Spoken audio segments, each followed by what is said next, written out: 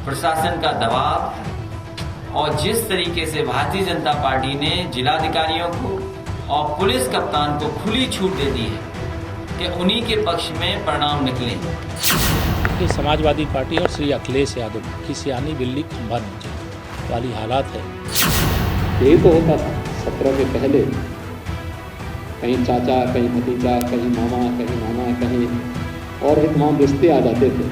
इंशाअल्लाह दोबारा योगी को उत्तर प्रदेश का मुख्यमंत्री नहीं बनने देंगे, नहीं बनने देंगे। बीएसपी ने इस समय प्रदेश में हो रहे जिला पंचायत अध्यक्ष के चुनाव को नहीं लड़ने का फैसला लिया है। नमस्कार, मैं हूं पंकज झा।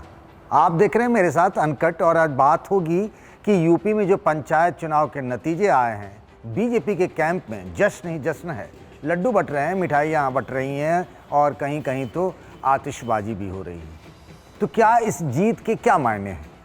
क्या पंचायत चुनाव जीत लेने भर से ही 7-8 महीने बाद यूपी में जो विधानसभा के चुनाव होने हैं उसमें भी बीजेपी की जीत तय है?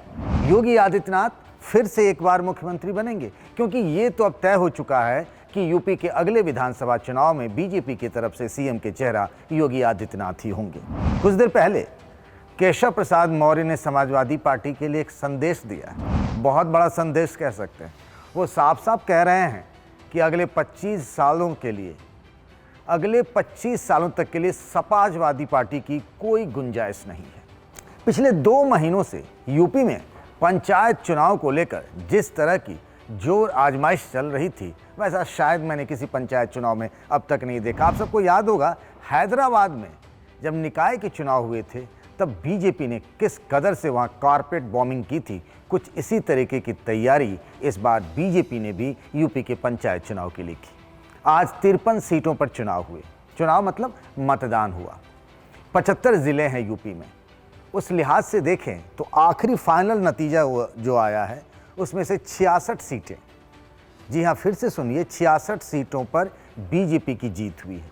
5 पर समाजवादी पार्टी जीती है और 1 सीट आरएलडी उसकी सहयोगी पार्टी है बागपत, वो उसके खाते में गई है। जौनपुर की सीट यूपी के एक बाहुबली नेता हैं धनंजय सिंह, उनकी पत्नी निर्दलीय वहाँ से जीत गई है।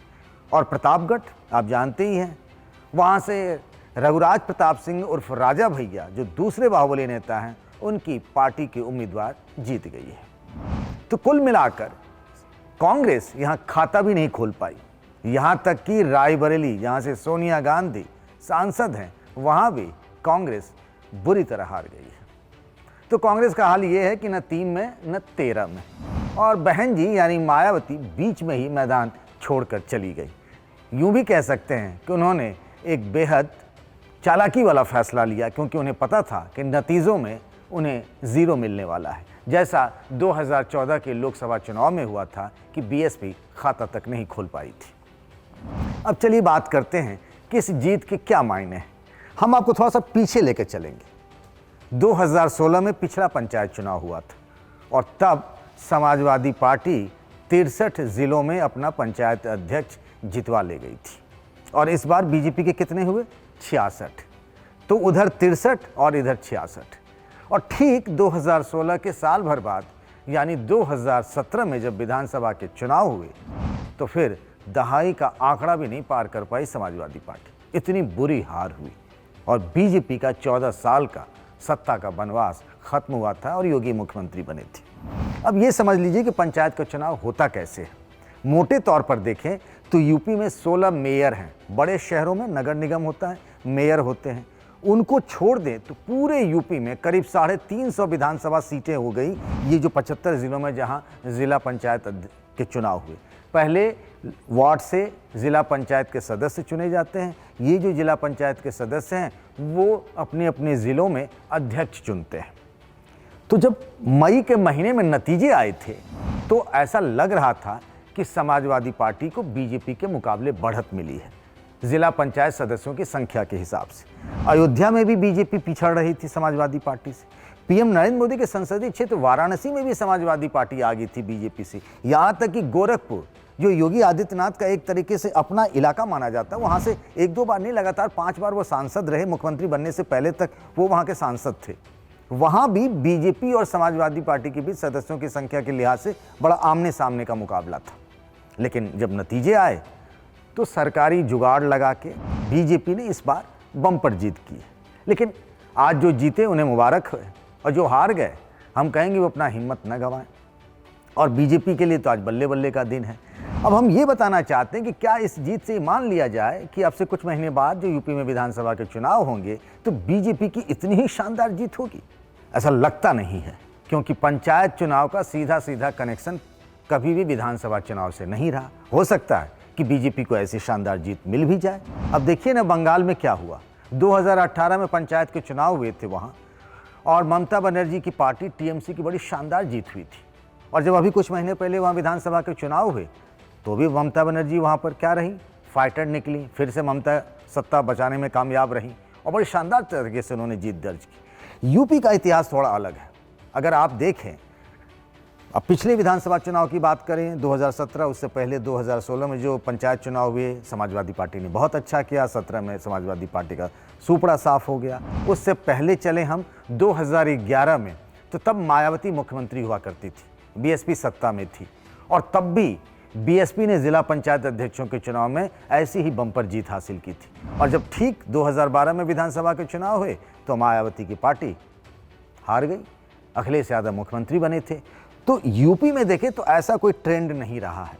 बंगाल में रहा, मुझे याद है उड़ीसा में लोकसभा और विधानसभा के चुनाव साथ साथ होते हैं। इससे पहले जो विधानसभा चुनाव हुआ था उसमें बीजेपी ने ठीक ठाक परफॉर्मेंस किया था बीजू जनता दल के मुकाबले, जो नवीन पटनायक की पार्टी है। लेकिन जैसे ही विधानसभा चुनाव हुआ तो वहाँ बीजेपी कहीं भी नहीं थी रेस में नवीन पटनायक के मुकाबले। इस जीत से चुनाव होता क्या है? इनफैक्ट चुनाव होता है कि जितनी भी पार्टियां होती हैं उन सबका अपना अपना एक वोट बैंक होता है।